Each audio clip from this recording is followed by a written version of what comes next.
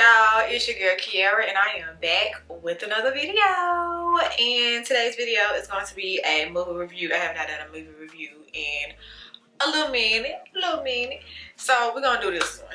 And since I am recording it on June 19th, aka Juneteenth, it would only make sense for me to start off with reviewing the movie I had just watched. It just came out Friday and it was The Blackening.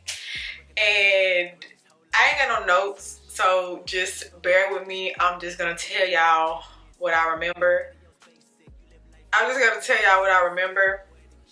And hopefully this will make y'all want to see it, not want to see it, whatever you want to do. So we were off. I'm a state worker, so we were off on the 16th instead of today. Well, we are off today too, but not because of the holiday. We got off on the 16th because of Juneteenth, the holiday. I don't know. So I used that as a reason to like do something with my day. I was gonna do some more stuff, but that was when a bad storm came through and knocked all our lights out. So I did go watch the movie, but anyway. So the movie, before we get into it, spoiler, cause I'm gonna get all into it, right? So got that out the way. Make sure y'all like, comment, subscribe, share, all that. Cause I know y'all wanna support your girl. And without further ado, let's get into this movie review. Alright, so we're gonna start with the cast. Let me tell you something. I don't remember nobody. I'll be jumping back and forth between their real name and their character's name, if I remember. So it started out with Yvonne Orji, y'all know her from Insecure, and Jay Farrow, funny guy. And it starts with them just setting up for a Juneteenth / 10-year college reunion party. And they rented an Airbnb out in the middle of the woods. This movie was basically like all scary movies put together, but making it funny. I couldn't tell you what everything was based off of, but there's a lot of scary movies, and it was a whole thing. It wasn't a parody. It was just really aware of Black people knowing what things happen in a horror movie and what they should avoid, basically. So Yvonne Orji and Jay Farrow, they were there first because the rest of the people were coming the next day. So Yvonne, she was setting up, decorating, all that stuff. And then they was walking around the house and they found this game room.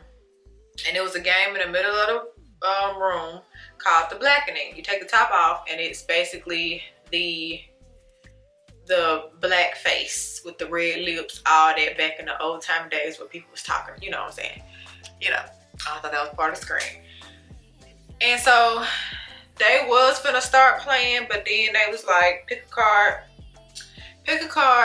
and it had a question on it, and if you didn't get it right, you died, period. So I forgot what the question was.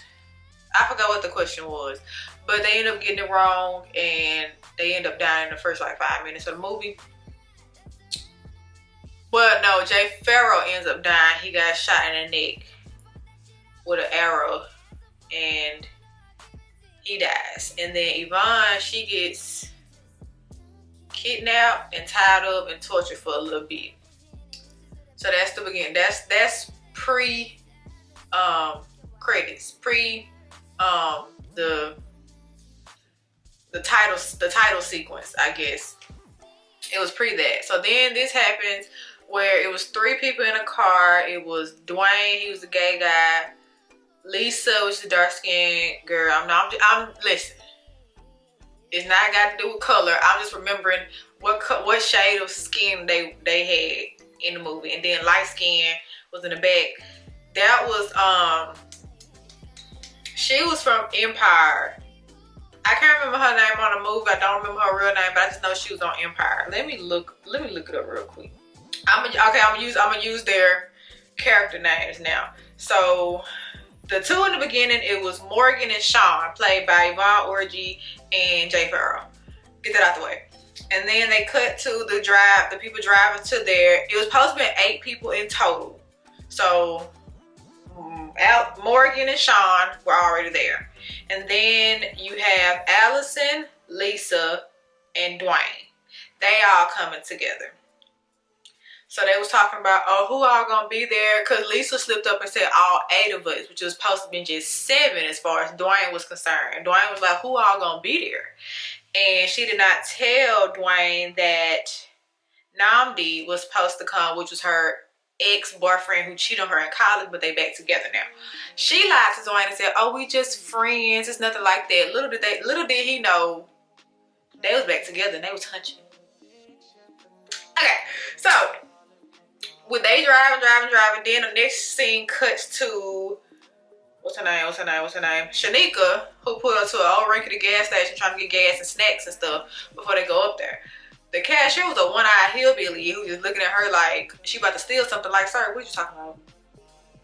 Then she runs into Clifton, played by Jermaine Fowler, and they was talking blah blah blah. She was like, "Oh, you going to the thing too?" He was like, "Yeah, I got invited." Da da da blah blah blah. And they was checking out, and they was finna go. And his Hyundai, the way he pronounced it, his Hyundai broke down the road, and Shanika was like, "Let me just I'll give you a ride down there. I'll put some gas in your tank, whatever." That was it. And then, so yeah. So Dwayne, Allison, and Lisa pull up to the cabin, and Dwayne even made the whole cabin in the woods joke. You know, black people don't do that. Why they just didn't do us like a lodge or something like that. So they pull up, and King, played by Melvin Gregg, was getting talked to by the ranger or whatever, because he was like, your name is not on this. Like, where's your ID? Like, what's really going on? And he was like, I'm not gonna explain myself to you. No. So Lisa comes like, here's the receipt. You got all our names on it. Like, and then the ranger name was Ranger White. He was a white man. And blah, blah, blah. They get in. They start looking around. They notice that Morgan and Sean are not there. But apparently the killer, I guess, got their phone and texted them, hey, we're gonna go out. We'll be back. But type stuff. So they all chilling, you know, playing games, getting acquainted, da da da da.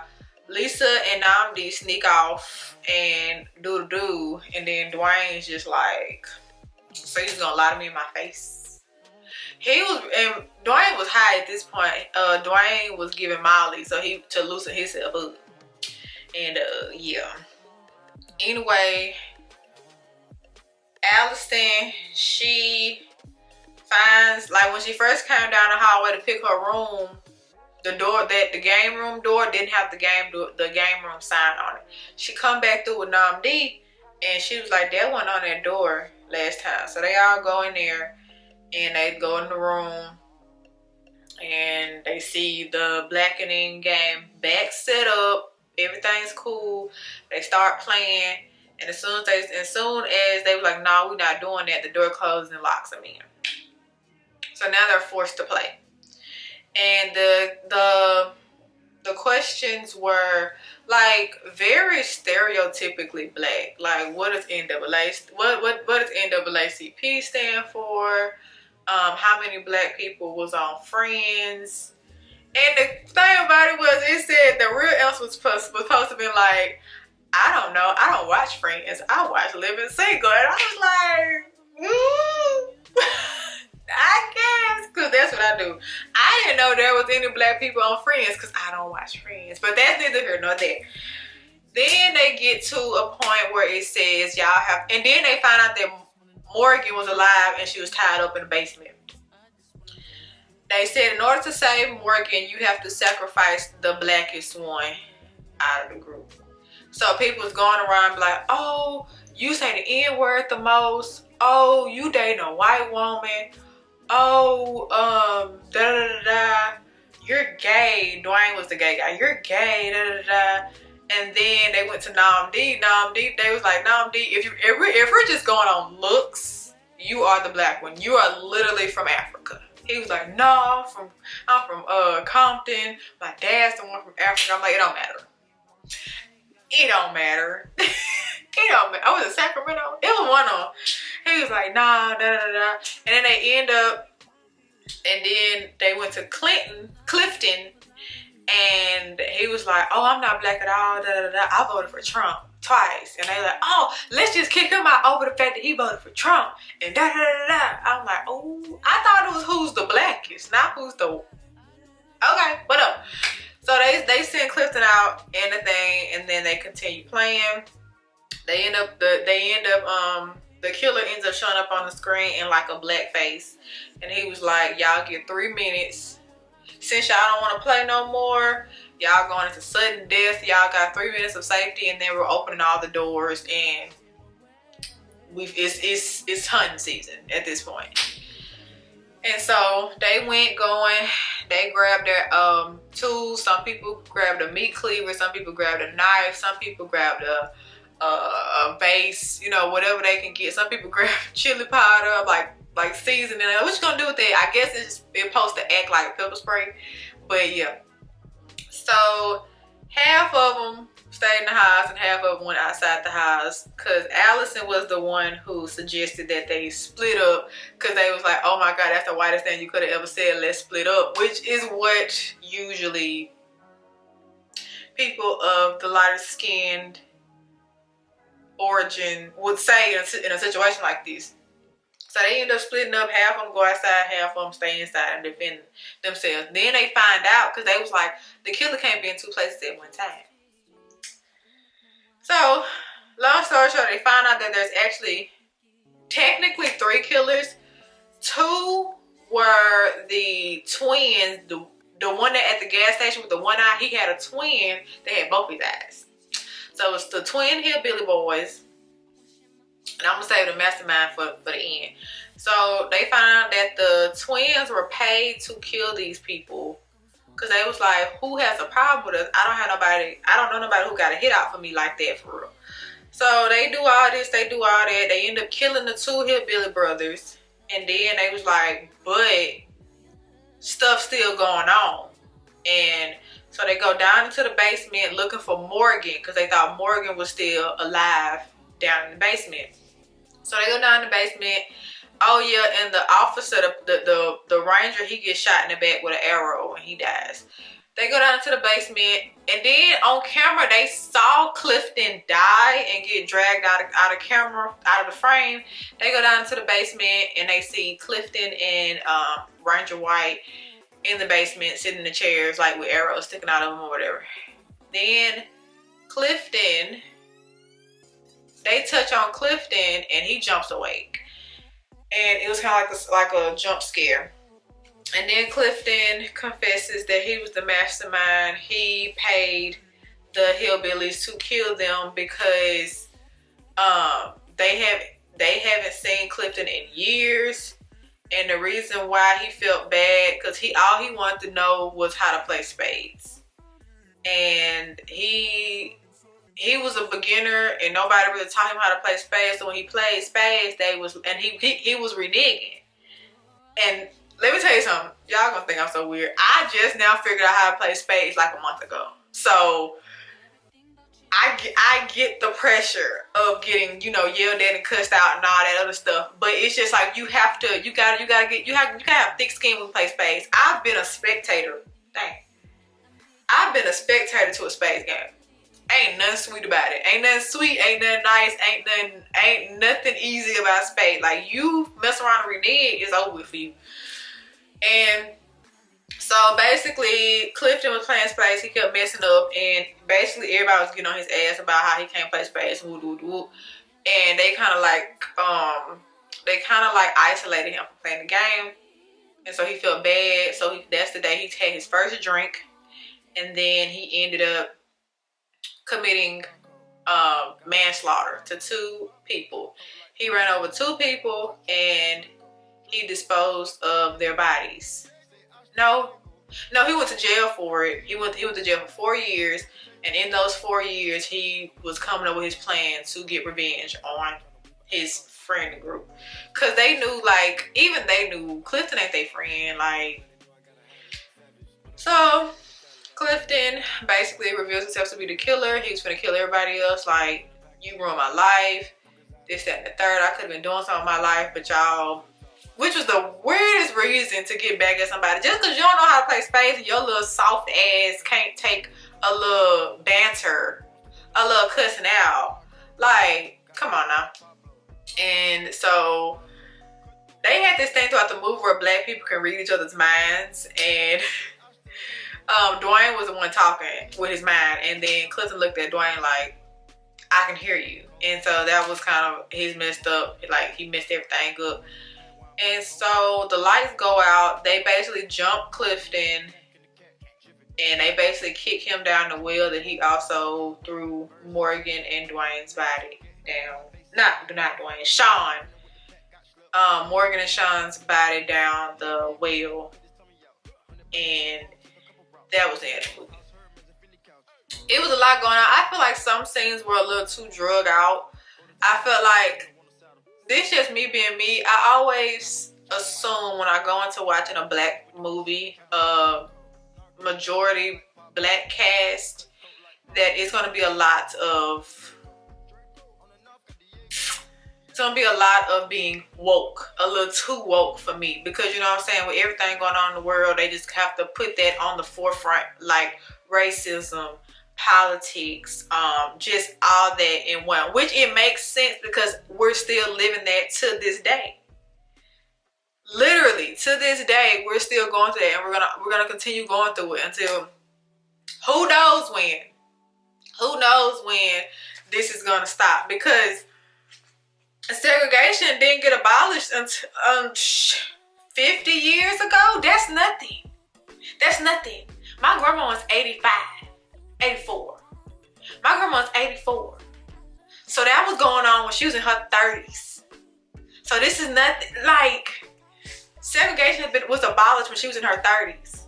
So as a teenager, she was going through that. So it was not long ago that segregation was abolished. So I'm saying to say this, I understand movies like to bring that to the forefront, make sure the audience know this is what's going on, and not just, you know, push it to the back burner. Like, no, this is an all black movie. Of course they're gonna bring stuff up like that. But I just feel like it'd be a little too much. You know what I'm saying? When talking about stuff like that. But that's just me. And my little rant, I'm gonna hush my mouth. So at the end of the movie, the survivors, which was basically the 6 survived out of the 9 that were supposed to be there. You know. What else? So at the end credits, they was like, we can't call the police.